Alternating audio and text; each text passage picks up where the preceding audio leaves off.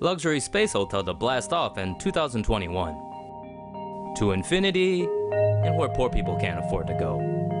Startup Orion Span announced on Thursday it plans to build a luxury space hotel to launch in late 2021 and start accepting guests by 2022.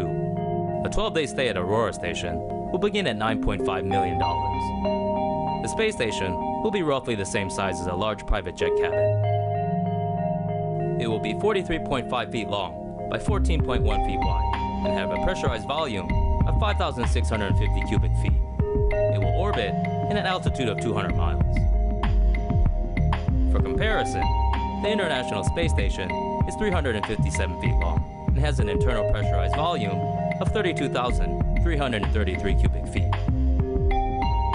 The Aurora Station will be able to accommodate 4 paying guests and 2 crew members. Orion Span is also planning to add new modules to the space hotel over time. Long term, the company says it hopes to sell actual space and new modules for living or subleasing. Keep looking up. More space junk to fall to Earth. There's a whole lot of junk about to enter Earth's atmospheric trunk. According to Space.com, the rocket body of an Indian Polar Satellite Launch Vehicle is expected to fall to Earth around April 3rd.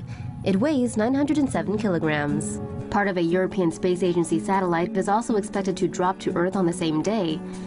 Fortune reports that Kazakh spacecrafts Flock 2E3 and 2E6 are expected to plummet to Earth on Wednesday and on Friday this week. Popular Science reports that 200 parts of space debris fell to Earth in 2014 and 400 fell in 2016.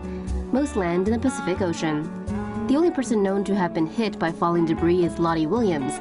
She was walking in a park in Tulsa, Oklahoma in 1997 when she was struck by a 6-inch chunk of metal traveling at a low speed from behind.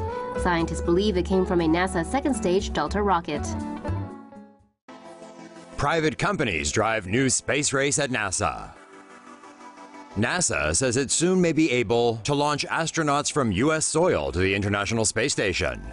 Important project milestones are coming up for NASA's 2 commercial crew partners, Boeing and SpaceX, with several flight tests, including manned missions slated for 2018.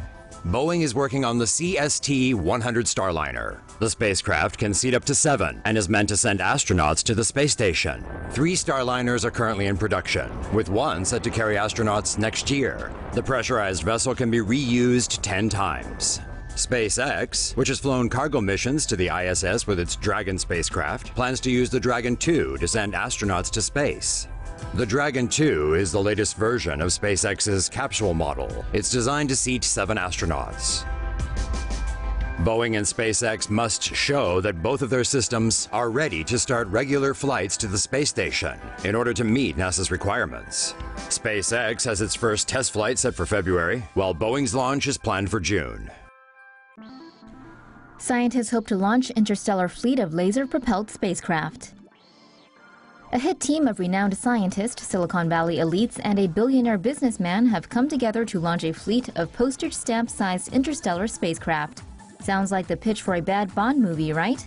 Well, if it was, 007 would have his hands full.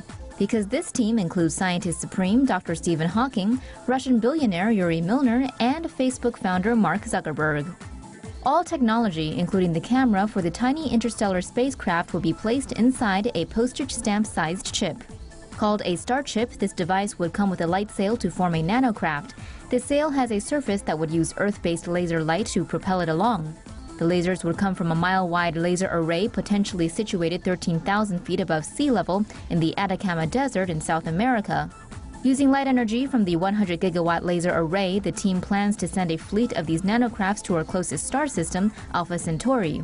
If successful, a nanocraft could travel at 20% of the speed of light, or 134.2 million miles per hour, using laser light propulsion.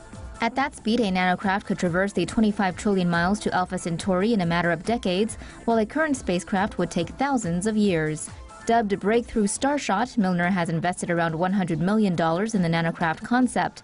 However, it will still potentially cost billions and could take up to 30 years to get a swarm of the devices into space if the concept is shown to be successful. No more photography duty for astronauts. The Japanese Aerospace Exploration Agency has developed a cute floating camera drone that can lighten the workload of astronauts on the International Space Station. The INT ball weighs 1 kilo and has a diameter of 15 centimeters. It uses the existing drone technology, miniaturized altitude control sensors and actuators in an all-in-one module. The INT ball arrived at the International Space Station last month and is remotely controlled by the JAXA Tsukuba Space Center from the ground. In the future, the INT ball is expected to take over photography duties from the space crew and will be able to operate autonomously. At the moment, astronauts on the ISS spend around 10% of their time just taking photos and videos. With this camera drone's help, they now perhaps will have a bit more personal time in space.